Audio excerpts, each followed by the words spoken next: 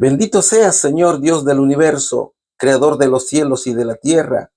Ante ti un grupo de tus hijos para pedirte el perdón de nuestros pecados y para rogar que tu Santo Espíritu obre en cada corazón para comprender las enseñanzas que nos has preparado para hoy. Somos pecadores, Señor. Reconocemos que hemos nacido en pecado. Reconocemos que sin ti nada somos y venimos ante tu presencia a pedir tu gracia en este día. Llénanos, oh Señor, de tu paz, llénanos de tu gozo bendito para seguir tu camino. No tenemos méritos, pero confiamos en la sangre de tu Hijo Jesús que derramó en la cruz, y en su nombre te lo pedimos. Amén. Hoy quiero hablarles de dos figuras importantes en la historia de Israel, Tola y Jair. ¿Sabes quiénes fueron y por qué son relevantes? Tola y Jair son dos personajes bíblicos mencionados en el libro de los jueces.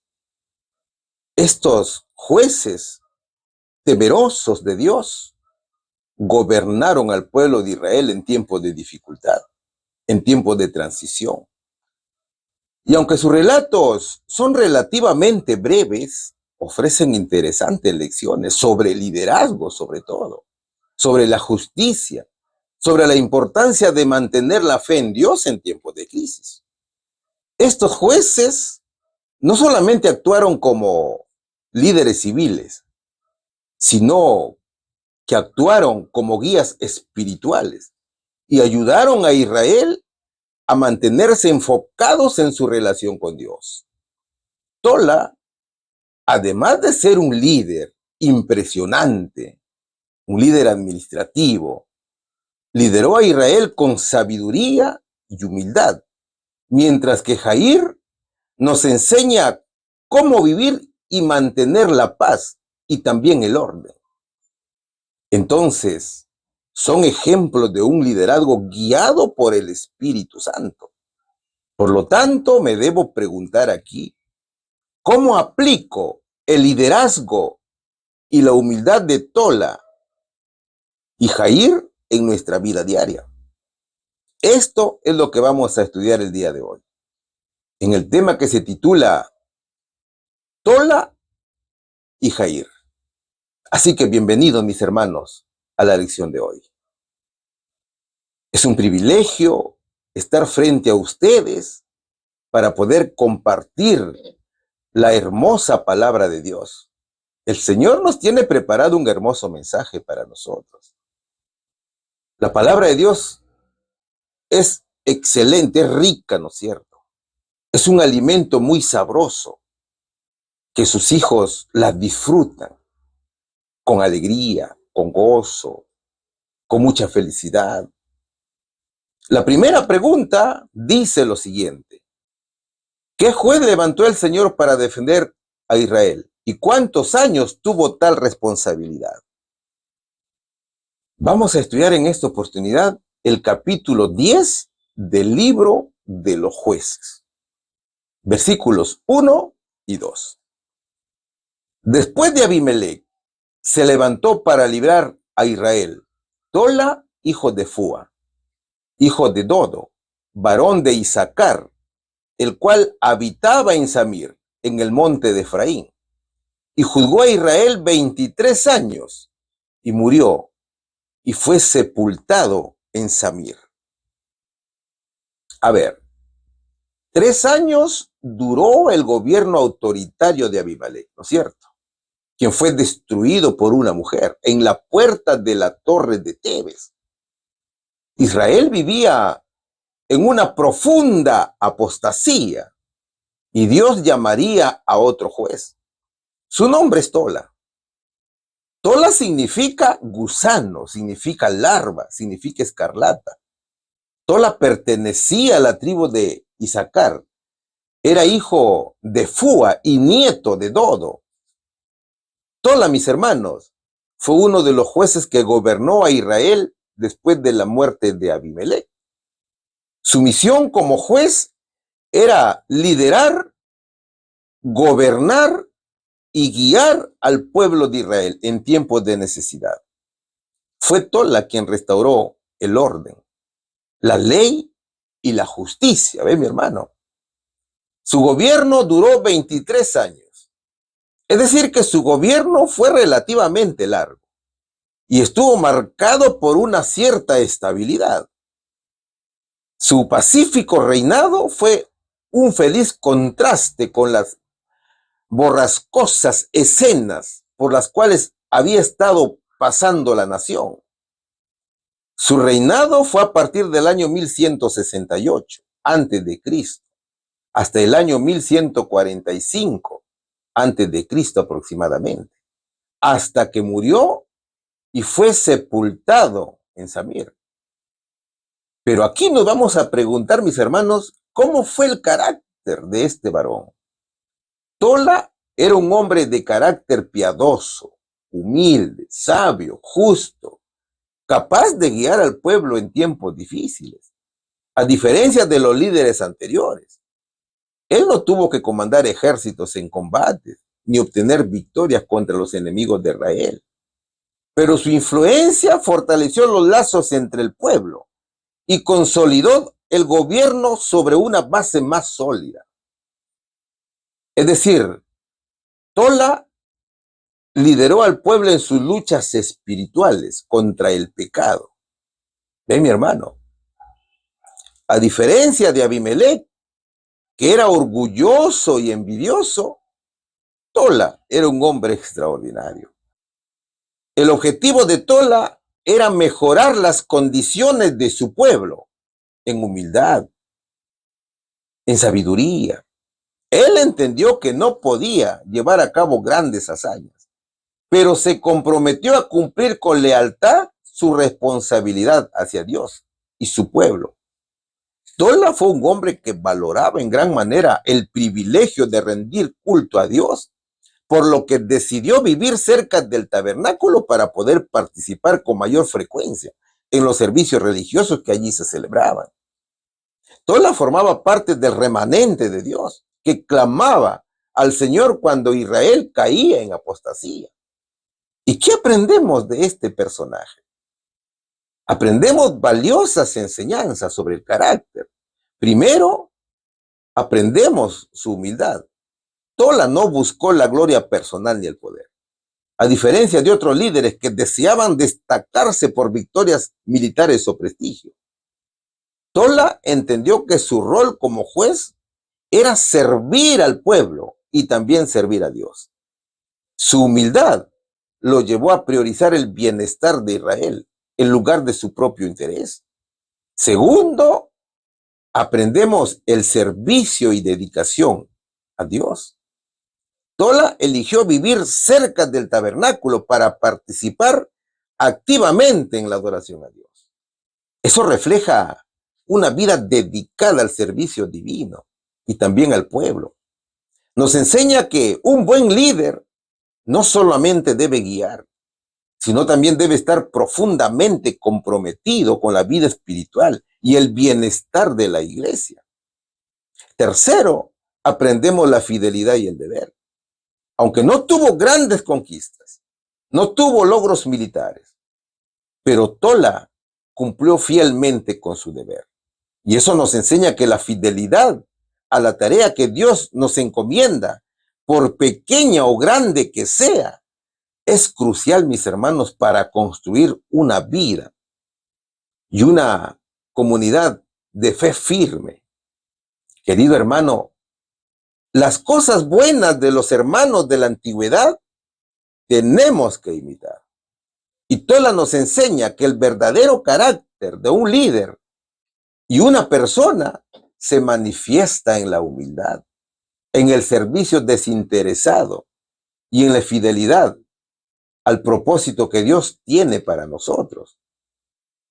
¿Qué juez levantó el Señor para defender a Israel y durante cuántos años tuvo tal responsabilidad? El Señor levantó a Tola, hijo de Fúa, y juzgó a Israel 23 años. Pregunta número 2. Estamos estudiando la lección número 12, que lleva por título Tola y Jair, jueces de Israel. Después de él, ¿a quién levantó el Señor? ¿Cuál fue su misión? Los versículos del 3 al 5 del capítulo 10 de los Jueces dice lo siguiente. Tras él se levantó Jair, Galadita, el cual juzgó a Israel 22 años. Este tuvo 30 hijos que cabalgaban sobre 30 asnos y tenían 30 ciudades, que se llaman las ciudades de Jair, hasta hoy, las cuales están en la tierra de Galad. Y murió Jair y fue sepultado en Camón. A ver, el gobierno de Tola fue muy bueno. La espiritualidad del pueblo de Dios mejoró mucho, en contraste con lo hecho por Abimelech. Entonces, luego de 23 años, el Señor en su infinita misericordia enviaría a otro juez con similares características que Tola, que también contribuiría bastante en el crecimiento espiritual del pueblo de Dios. Se habían hecho reformas contra la idolatría, ¿no es cierto? Su nombre era Jair. Jair significa mi luz, quien difunde luz o iluminador. Jair pertenecía a la tribu de Gad, era temeroso de Dios, vivía de acuerdo a la voluntad del cielo y obedecía los 10 mandamientos de la ley de Dios. Jair juzgó a Israel durante 22 años, que fue desde el año 1145 a.C. hasta el año 1123 a.C. aproximadamente. La Biblia dice que tuvo 30 hijos, a quienes puso como administradores sobre 30 aldeas de Jair. A Jair se le describe como una persona que tenía cierta riqueza y estatus. Tuvo 30 hijos y todos ellos eran gente importante. Tenían además 30 ciudades en Galad, que todavía se conocen como las ciudades de Jair. Así lo encontramos en Jueces capítulo 10, versículo 4, ¿no es cierto? Jair conocía muy bien la administración de justicia. Y durante su liderazgo, Israel vivió en paz, lo que indica que Jair fue capaz de mantener un periodo de estabilidad, un tiempo de desafíos para el pueblo de Israel. Mi hermano, su gobierno fue llevado en paz, fue llevado en tranquilidad, hasta que murió y fue sepultado en Camón, a unos 19 kilómetros al sudeste del extremo sur del mar de Galilea, como lo registra el diccionario bíblico adventista. ¿Qué características tenía este varón? Primero, liderazgo durante un periodo largo. Él supo mantener ese liderazgo.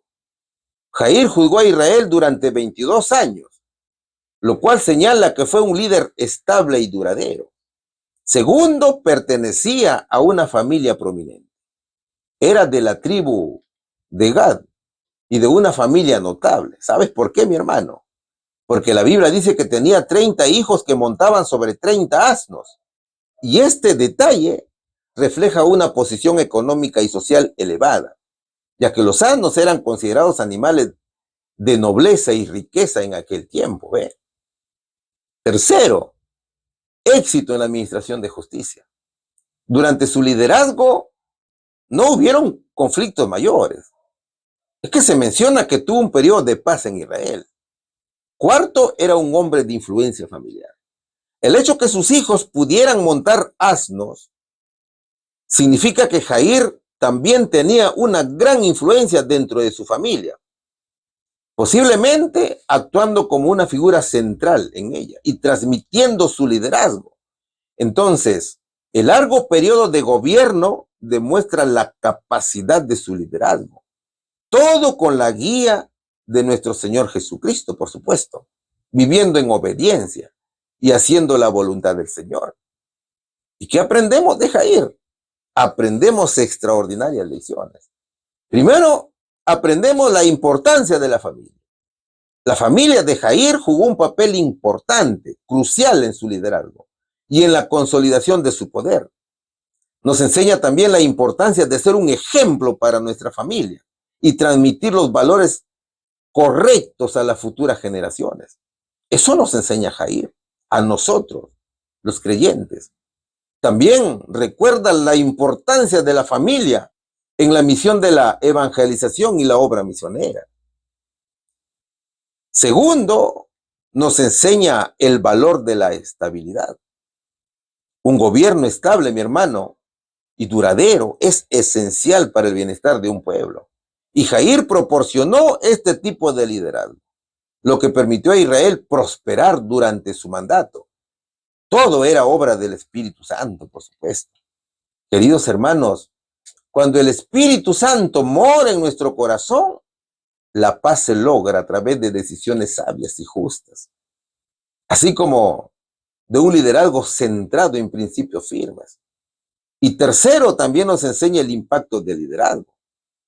Los líderes pueden dejar un legado duradero que trascienda sus vidas. Y Jair es ejemplo de cómo un líder puede influir en generaciones futuras a través de sus acciones y decisiones. Jamás debemos caer en la complacencia cuando experimentamos momentos de paz, cuando experimentamos momentos o éxito, sino que debemos mantenernos vigilantes y fieles a nuestros principios, a nuestras creencias, para no apartarnos del camino que nos lleva a Dios. Entonces, hermanos y hermanas, estamos aprendiendo cuán importante es el apoyo de la familia en la misión evangelizadora. Cada fiel creyente debe mantener la fidelidad con Dios y pedir que su Espíritu Santo more en cada corazón. El Señor espera un arduo trabajo para salvar almas. Así que dependerá de nosotros terminar la obra de evangelización para que nuestro Señor Jesucristo venga a llevar a su iglesia. Después de él, ¿a quién levantó el Señor?, dice la pregunta. El Señor levantó a Jair, un galadita. ¿Cuál fue su misión? Su misión fue administrar justicia, fomentar una adoración constante y fervorosa a Jehová, junto a sus hijos, quienes actuaban como magistrados, y estableció un sistema de justicia que abarcaba diversos lugares. Pregunta número 3. La pregunta número 3 tiene subtítulo y dice: más desobediencia y opresión. Aunque la divina providencia siguió obrando para liberar a Israel de sus enemigos, ¿qué hizo el pueblo cuando ya no estaba bajo la guía de un juez? ¿Qué dice Jueces capítulo 10, versículo 6? Pero los hijos de Israel volvieron a hacer lo malo ante los ojos de Jehová y sirvieron a los Baales y a Astarot, a los dioses de Siria, a los dioses de Sidón, a los dioses de Moab, a los dioses de los hijos de Amón y a los dioses de los filisteos. Y dejaron a Jehová y no le sirvieron, dice la palabra de Dios. Todo venía bien. El verdadero culto al Señor se había establecido y el pueblo obedecía a Jesús. En tiempos de los jueces, la gran mayoría de los levitas, que eran los responsables del ministerio evangélico de Israel, también cayeron en pecado y enfrentaron una época de crisis religiosa y social. Y en vez de ser los guías espirituales y los mantenedores de la ley de Dios, muchos de ellos se vieron envueltos en la idolatría y en situaciones de gran corrupción moral, reflejando la falta de liderazgo y la inestabilidad en Israel. Durante este periodo, mi hermano, los levitas debían estar presentes para guiar al pueblo, pero no lo hacían. También habían caído en pecado. En el capítulo 19, por ejemplo, se narra la historia de un levita, una historia muy triste. Este levita tenía una concubina, pero que luego la descuartizó en 12 pedazos y envió a cada tribu un pedazo de su cuerpo, ¿te das cuenta? Así que te invito a leer esta triste historia del capítulo 19 de los Jueces. Es decir, mi hermano, que en aquel tiempo Israel vivió un nivel de caos social, moral y espiritual, donde los levitas no solamente fueron testigos de esa decadencia moral, sino que también jugaron un papel central en los conflictos que surgieron y que, claro, no fueron capaces de solucionar. Ahora, pese a la paz de la cual gozaba Israel en tiempo de Jair, después de su muerte, nuevamente el pueblo cayó en idolatría Y el ciclo de apostasía y castigo y de confesión y liberación se repitió una y otra vez. Israel practicaba el sincretismo religioso y nuevamente adoraron a Satanás y a sus demonios. Baal era un dios cananeo, que significa amo o señor. Era el dios de los babilonios, de los caldeos, de los cartagineses, de los fenicios. Estaba asociado a la antigua deidad de Melcar, de los filisteos y de los sidonios también. Era considerado el dios de la lluvia, el trueno y la fertilidad. Era considerado también el dios del clima, del éxito financiero. Y Astarot es un demonio a quien se le representa como un gran duque del infierno. A menudo estaba asociado con la sabiduría y el conocimiento oculto. Era la diosa de la fertilidad. Estaba asociada con el amor, con el sexo, con el romance. Astarot se presenta como un demonio que otorga conocimientos secretos y habilidades mágicas a quienes lo invocan. Y suele ser representado como un hombre alado con una serpiente enroscada alrededor de su brazo. ¿Quiénes eran los dioses de Siria? Los versículos hablan de los dioses de Siria también, ¿no es cierto? De Sidón. ¿Ve?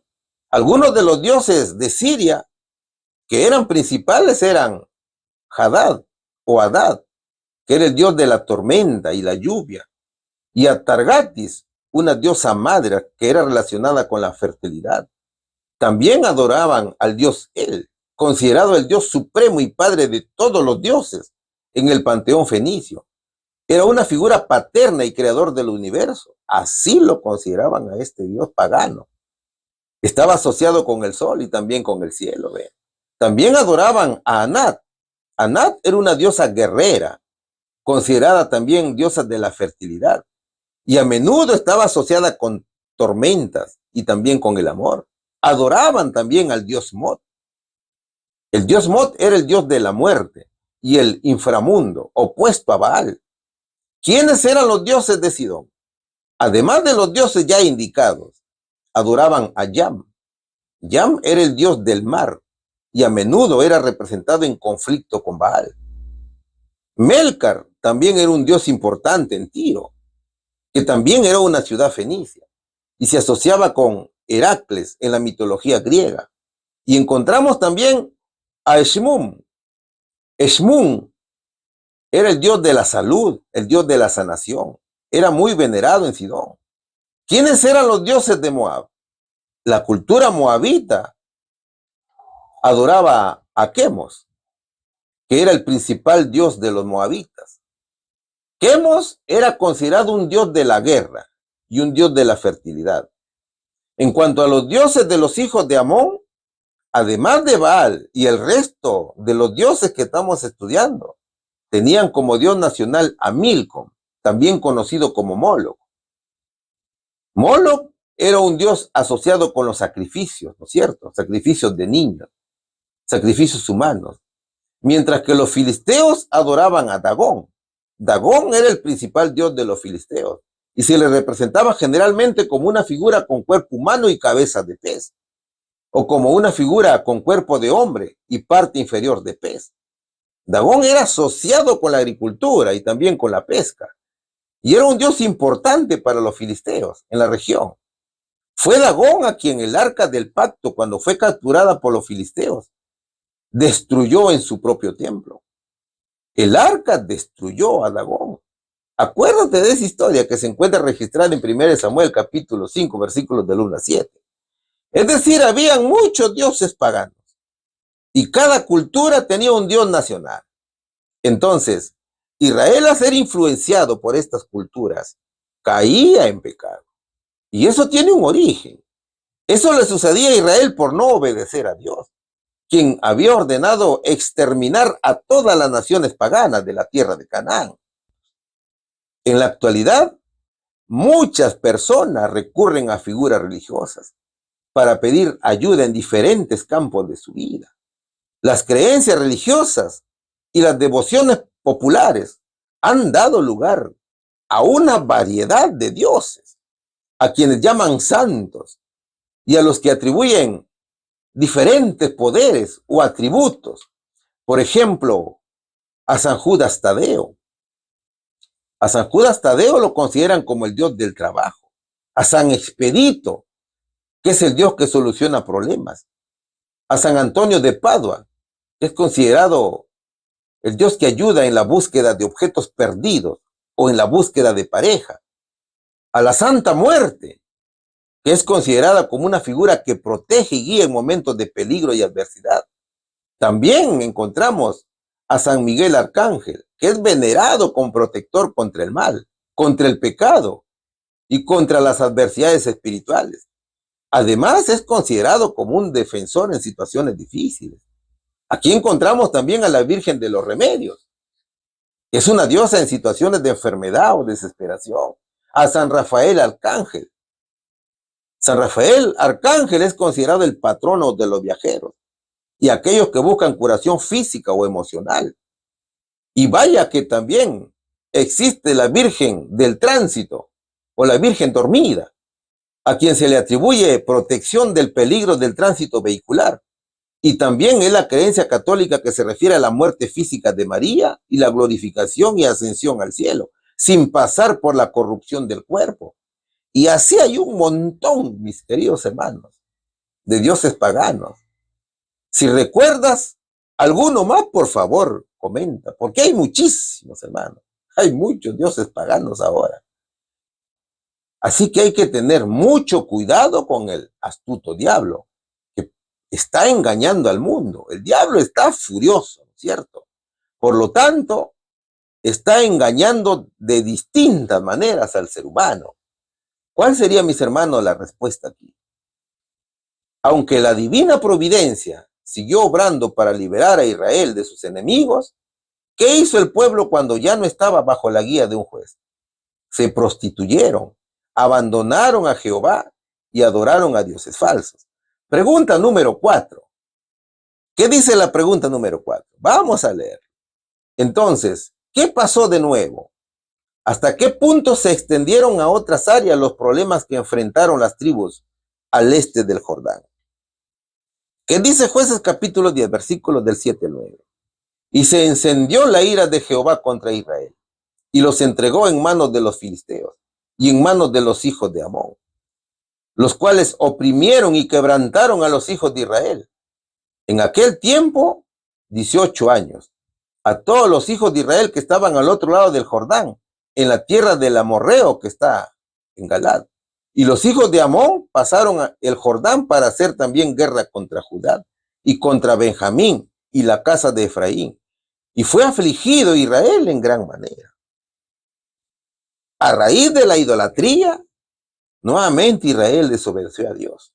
Y el Señor los entregó en manos de sus enemigos. Y la influencia de las costumbres de las naciones vecinas era grande. Y tú sabes, mi hermano, que Dios no obliga a nadie a adorarlo, ¿no es cierto? La adoración a Cristo es por amor. Y el ser humano, cuando es liberado del pecado, es libre de obedecer o no al Señor. Entonces, mira, mientras Jair estaba con el pueblo, la idolatría estaba controlada o estaba en jaque. Pero después Israel decidió abandonar a Jehová. Ahora, entre las tribus del norte, los dioses de Siria y de Sidón tenían muchos adoradores. Observa el mapa. Al sudeste, los ídolos de los filisteos, y al este, los de Moab y Amón. Ellos habían desviado del Dios de sus padres el corazón de Israel. Y sabemos muy bien que Dios es un caballero, pero te advierte de las consecuencias de la desobediencia. Dios permitió que su pueblo eligiera entre él o los dioses paganos. La consecuencia fue que fueron oprimidos por dos naciones paganas. Los filisteos en la parte oriental del río Jordán, donde se ubicaba la tribu de Gad, y los amonitas en la parte occidental del Jordán, donde se ubicaban las tribus de Judá y Benjamín, y también de Efraín, tal cual lo observas en el mapa. Ahora, hay algo interesante que debemos entender. Y es que cuando desobedecemos a Dios, las bendiciones se suspenden. Y eso le pasó a Israel. Israel nunca era bendecido cuando servían a otros dioses.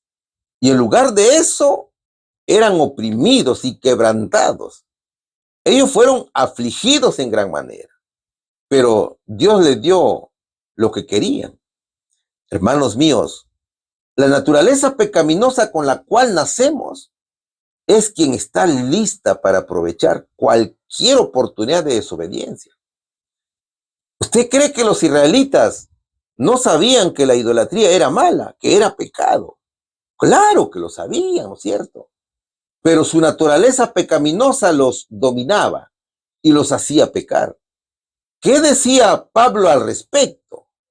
Yo sé que en mí, es decir, en mi naturaleza pecaminosa, no existe nada bueno. Quiero hacer lo que es correcto, pero no puedo. Quiero hacer lo que es bueno, pero no lo hago. No quiero hacer lo que está mal, pero igual lo hago. Ahora, si hago lo que no quiero hacer, realmente no soy yo el que hace lo que está mal, sino el pecado que vive en mí, dice el apóstol, en Romanos capítulo 7, versículos del 18 al 20. ¿Y qué nos enseña esta historia, mis queridos hermanos? Nos enseña la santidad de Dios. Dios es santo y justo y no tolerará la idolatría. Cuando su pueblo se aparta de él, él los disciplina para que se arrepientan. Las consecuencias del pecado es la segunda enseñanza. El pecado tiene consecuencias tanto a nivel individual como colectivo. La desobediencia de Israel trajo consigo un periodo de gran sufrimiento. Tercero, nos enseña la misericordia de Dios. Que a pesar de la dureza de la disciplina divina, Dios siempre ofrece una vía de escape a su pueblo. Y en los versículos siguientes veremos cómo los israelitas claman a Dios y el Señor los escucha. Entonces, ¿qué pasó de nuevo? Dice la pregunta. Fueron entregados a los filisteos y amonitas. ¿Hasta qué punto se extendieron a otras áreas los problemas que enfrentaron las tribus al este del Jordán? Los amonitas invadieron el territorio de Judá y Efraín. Pregunta número 5. El subtítulo dice, reticencia a escuchar peticiones. ¿De qué diferentes enemigos había librado el Señor a Israel cada vez que el pueblo lo invocaba en arrepentimiento? Vamos a estudiar siempre el libro de los Jueces capítulo 10, pero esta vez los versículos son del 10 al 12. Entonces los hijos de Israel clamaron a Jehová diciendo, nosotros hemos pecado contra ti, porque hemos dejado a nuestro Dios y servido a los Baales. Y Jehová respondió a los hijos de Israel, ¿no habéis sido oprimidos de Egipto, de los amorreos, de los amonitas, de los filisteos, de los de Sidón, de Amalec y de Maón? Y clamando a mí, ¿no os libré de sus manos?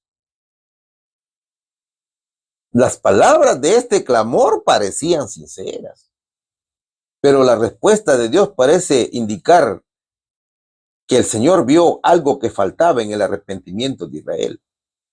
Es decir, que este arrepentimiento era solamente un cambio de parecer, no era un arrepentimiento de corazón.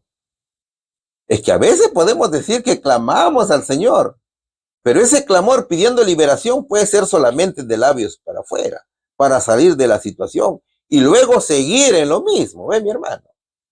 Los israelitas actuaban con cierta reserva. Ellos no daban muchos detalles al Señor, como si nuestro Padre Celestial no supiera los casos. Es por eso que decían, nosotros hemos pecado contra ti, porque hemos dejado a nuestro Dios y servido a los Baales. Ellos se lamentaban, porque sus pecados le habían traído sufrimiento, pero no se lamentaban por haber deshonrado a Dios y haber transgredido los 10 mandamientos. ¿Ve, mi hermano? El verdadero arrepentimiento es algo más que sentir pesar por el pecado. Hermano mío, el verdadero arrepentimiento consiste en apartarse decididamente del mal. Y aquí vemos a Israel que clama sin sentir el deseo de alejarse de la idolatría. Solamente el remanente lo hacía.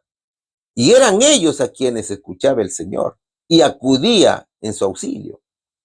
El clamor a Dios con la voz no es necesariamente lo mismo que clamarle desde el corazón.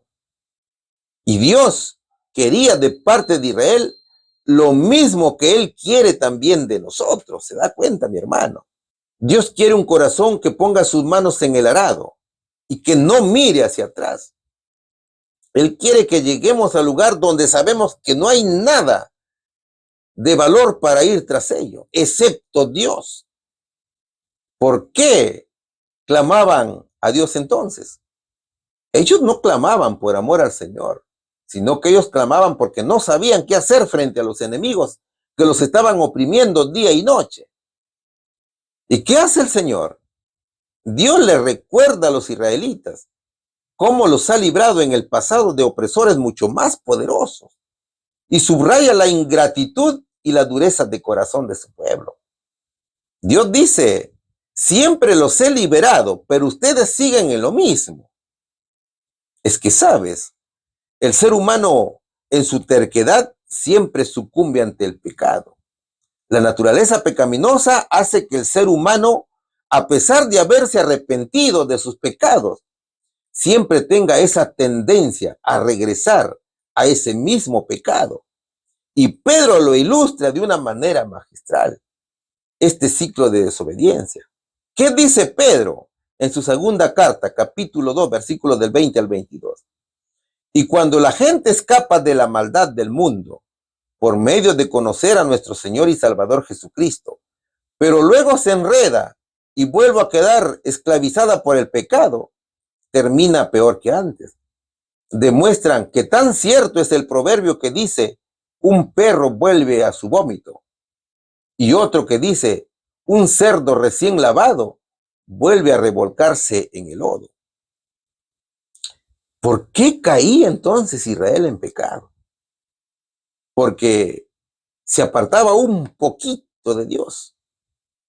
Entonces se aprovechaba el enemigo para hacerlos caer en idolatría. Así que mi hermano, cuando te digan, yo puedo vencer solo al pecado, no creas, mi hermanito. Solo Jesús es quien vence al pecado. Nosotros nos engañamos cuando decimos, con mi esfuerzo sí puedo vencer al pecado. Yo solo puedo. Cuando en verdad los ejemplos que estamos viendo del pueblo de Israel son claros y son sencillos y nos ilustran que solamente con Jesús podemos vencer al pecado. ¿Qué ejemplo podemos indicar aquí? En verdad hay muchos.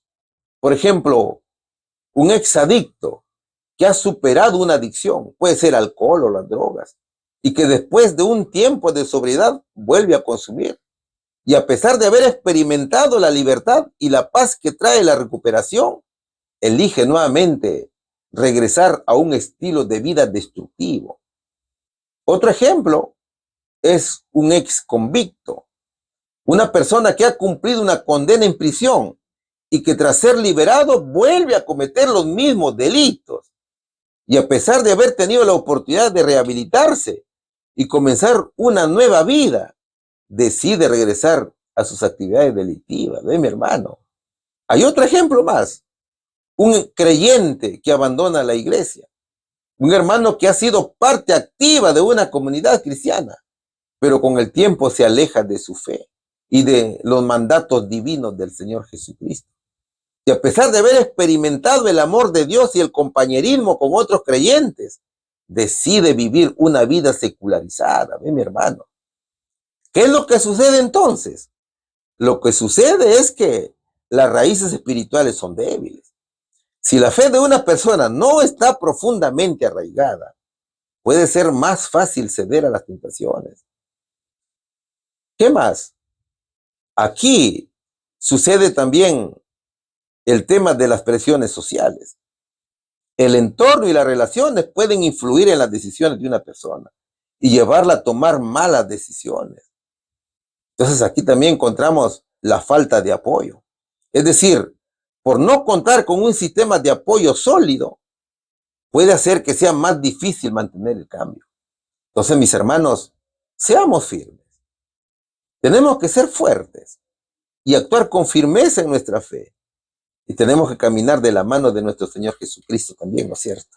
¿De qué diferentes enemigos había librado el Señor a Israel cada vez que el pueblo lo invocaba en arrepentimiento?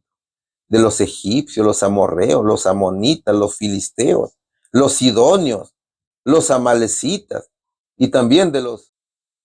Pregunta número 6. Está muy interesante la lección, ¿no es cierto? Grandes ejemplos encontramos aquí de Tola y Jair.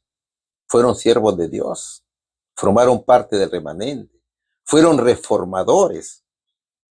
¿Qué dice la pregunta 6? Habiéndolos ya liberados de la opresión de varias naciones, ¿qué respondió el Señor cuando le pidieron que los librara de los filisteos y amonitas? Seguimos estudiando los Jueces, capítulo 10, versículos del 13 y 14. Mas vosotros me habéis dejado y habéis servido a dioses ajenos. Por tanto, yo no os libraré más. Andad y clamad a los dioses que os habéis elegido, que os libren ellos en el tiempo de vuestra aflicción. Es una respuesta del Señor. ¿Cuán importante es la retroalimentación educativa en la iglesia? El Señor a cada momento le recuerda al pueblo los milagros que ha hecho para librarlos de los enemigos. Y aún así siguen siendo ingratos. De allí, mi hermano, que hay una lección para nosotros. Aquí vemos la importancia de la escuela sabática. La escuela sabática tiene que ser un espacio amplio de preguntas y respuestas para despejar dudas, para que la congregación no se olvide de Dios. Es que a veces cometemos el error de hacer de la lección un punto más dentro de la programación, cuyo tiempo es demasiado poco. Y eso sucede precisamente porque muchos ya se creen sabios en su propia opinión. ¿Se da cuenta? Muchos piensan saberlo todo.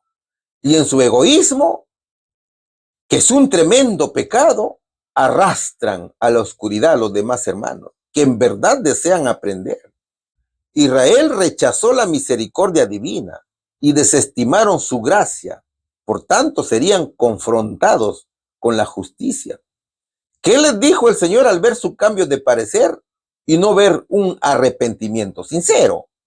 Ustedes me abandonaron y sirvieron a otros dioses. Así que ya no los rescataré más. Vayan a clamar a los dioses que han escogido, que los rescaten ellos de este momento de angustia. Es como si nuestro Señor les hubiera dicho: a ustedes solamente les espera el juicio. Ustedes cosecharon lo que han sembrado. Los está desafiando el Señor. Cristo desafía a Israel a que prueben a los dioses que han elegido. Si estos dioses son tan poderosos como ellos creen, que los saquen pues de su aflicción. Y esa es una invitación a que vean la insignificancia de adorar ídolos. No es que Dios quita su poder para salvar, eso no es así, no te vayas a equivocar, mi hermano. Sino que Dios está permitiendo que Israel experimente las consecuencias de sus propias decisiones. Y es un llamado a la responsabilidad individual y colectiva. A nosotros también nos pasa lo mismo. Así que si pensamos criticar a Israel por el pecado, nos equivocamos. Y la hermana White lo dice con mucha claridad. Pon atención a este párrafo. En aquel tribunal, los que dedicaron al servicio de los dioses de este mundo los talentos que Dios les dio, deberán rendir cuenta del empleo de su tiempo, sus recursos y su intelecto. Abandonaron a su verdadero y tierno amigo para seguir el sendero de la conveniencia y del placer mundano. Se proponían volver a Dios alguna vez, pero el mundo con sus locuras y engaños absorbió su atención. Las diversiones frívolas, el orgullo de los atavíos y la satisfacción de los apetitos endurecieron su corazón y embotaron su conciencia, de tal manera que ya no oyeron la voz de la verdad. Menospreciaron el deber, tuvieron en poco las cosas de valor infinito, hasta que desapareció de su corazón todo deseo de hacer sacrificios por aquel que tanto dio para el hombre. Pero en el tiempo de la siega cosecharán lo que sembraron.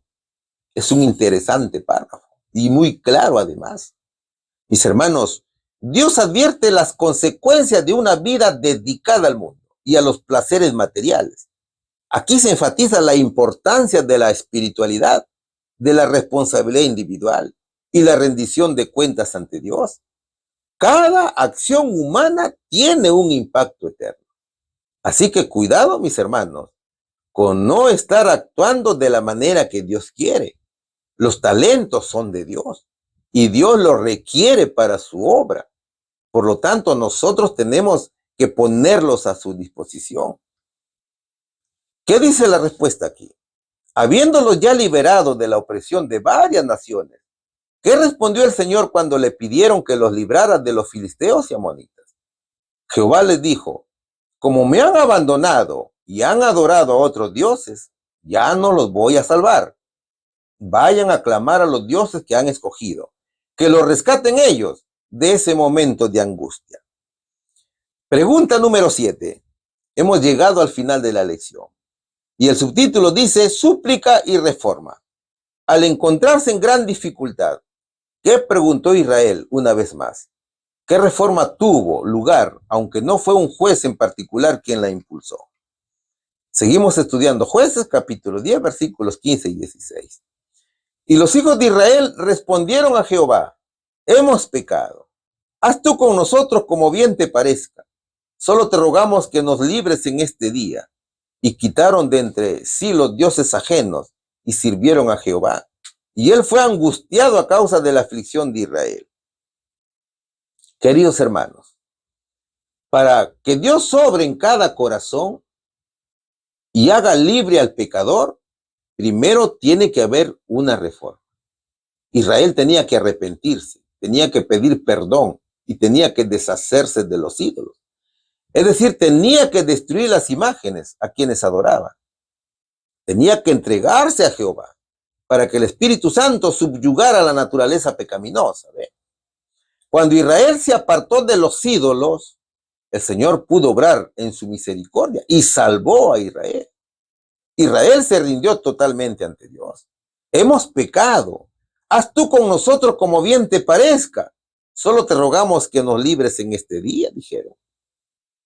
El cambio en el corazón, el cambio de suplicar a Dios, significa que la temporada de aflicción eventualmente sí afectó a Israel de una gran manera, hermano.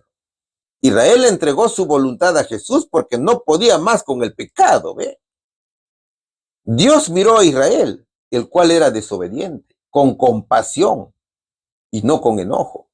Aunque lo mejor para ellos era que permanecieran en su miseria. Pero para Dios era difícil permitirlo. Como un padre amoroso y perfecto, le dolía ver el sufrimiento de su pueblo. Aunque sabía que era lo mejor para ellos, su deseo era rescatarlos. Pero solo lo haría cuando fuera lo más beneficioso también para el pueblo. Así es nuestro Dios, mis hermanos, misericordioso, bondadoso, que comprende nuestra condición de pecadores y acude pronto a nuestro rescate. ¿Sabes, mi querido hermano? Arrepentirse del pecado es pensar en el sufrimiento que tuvo nuestro Señor Jesucristo por nuestros pecados. Todo el cielo experimentó el sufrimiento de Jesucristo. Por lo tanto, la cruz es para nosotros sentidos embotados. Es una manifestación del dolor que el pecado causó en el corazón de Dios desde su origen. Cuando el ser humano peca, Dios se angustia. Dios siente pena por toda la desviación de la justicia, por todo acto de crueldad, por todo fracaso. Cuando ellos sufrían, Él también sufrió. Y Él personalmente los rescató. En su amor y su misericordia los redimió, los levantó y los tomó en brazos a lo largo de los años. Eso escribió el profeta Isaías en el capítulo 63, versículo 9. Qué bonito, ¿verdad, hermanos? Hay una profunda compasión de Dios por su pueblo. ¿Cuánta misericordia tiene nuestro Jesús con nosotros? Dios no solo observa el sufrimiento de su pueblo desde lejos, sino que lo siente con ellos. Dios es motivado por su amor y por su misericordia y rescató y liberó a Israel de sus aflicciones. A pesar de sus errores, a pesar de sus sufrimientos, Dios lo acompañó y proveyó para ellos a lo largo de toda su historia, mostrando fidelidad a su pacto. Él sufre junto a nosotros y personalmente nos rescata de las garras del diablo. Eso es nuestro Dios, hermanos. A Él seguimos y a Él esperamos. Y para eso nos estamos preparando, ¿no es cierto? Para esperar a nuestro Señor Jesucristo. ¿Qué dice la respuesta aquí? Al encontrarse en gran dificultad, ¿qué preguntó Israel una vez más? Reconocieron su pecado, se arrepintieron y aceptaron el castigo. ¿Qué reforma tuvo lugar? Aunque no fue un juez en particular quien la impulsó. Dejaron los dioses falsos para servir al Señor y sirvieron a Jehová. A ver, hoy hemos estudiado a dos jueces, Tola y Jair.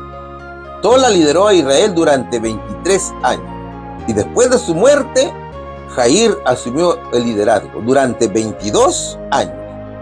Ambos son descritos como líderes justos que trajeron la paz temporal a Israel. Pero el pueblo de Dios continuó con su desobediencia, lo que resultó en la opresión por parte de los amonitas y también de los filisteos. Finalmente los israelitas reconocieron su pecado y clamaron a Dios por ayuda, reconociendo su idolatría y su necesidad de arrepentirse. Y claro, el Señor respondió, pero primero les hizo ver la seriedad del pecado, al recordarles cómo a lo largo de la historia los había librado de diversas opresiones. Y sin embargo, seguían eligiendo otros dioses. A pesar de sus palabras de arrepentimiento, Dios les dijo que ya no los iba a librar. Si seguían confiando en otros dioses, que los dioses lo libraran de su sufrimiento. Y el pueblo se humilló y pidió perdón con la esperanza de que Dios aún lo rescatara.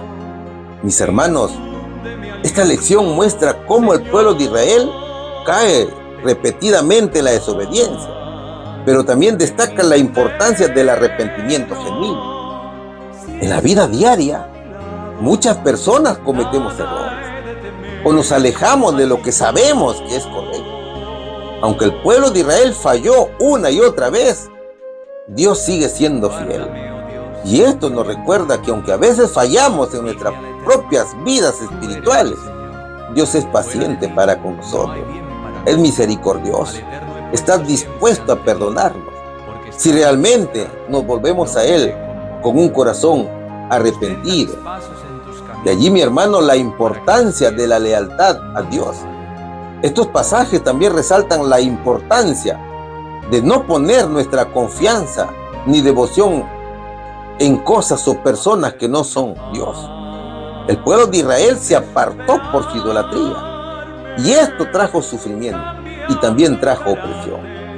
Hoy en día las idolatrías pueden tomar muchas formas, como la obsesión por el dinero, el poder o las relaciones. Y este capítulo nos invita a reflexionar sobre ¿qué estamos colocando por encima de Dios en nuestra vida? Entonces, mis hermanos, tenemos que reflexionar sobre nuestra propia fidelidad al Señor, en la importancia de mantenernos alejados de la idolatría, de esas idolatrías modernas, y la esperanza de que siempre podemos volver al Señor con un corazón arrepentido, con lágrimas, con arrepentimiento sincero. Que todo sea para la honra y gloria de nuestro Señor Jesucristo, mis hermanos. Amén. Las gracias te damos, Señor Jesús, por habernos educado con tu palabra. Ahora pues, que todo lo aprendido quede grabado en nuestra mente para poner en práctica tu mensaje. No te olvides de los enfermos, tampoco de los encarcelados, Señor, mas bendice a cada uno de ellos y bendice también a tu pueblo que vive sobre la faz de la tierra, nombre por nombre y lugar por lugar. Bendice cada corazón, bendice a mis hermanos y dales, Señor, esa fe y ese deseo de poder hacer tu santa palabra. En el nombre de Jesús te lo rogamos, Padre amado. Amén.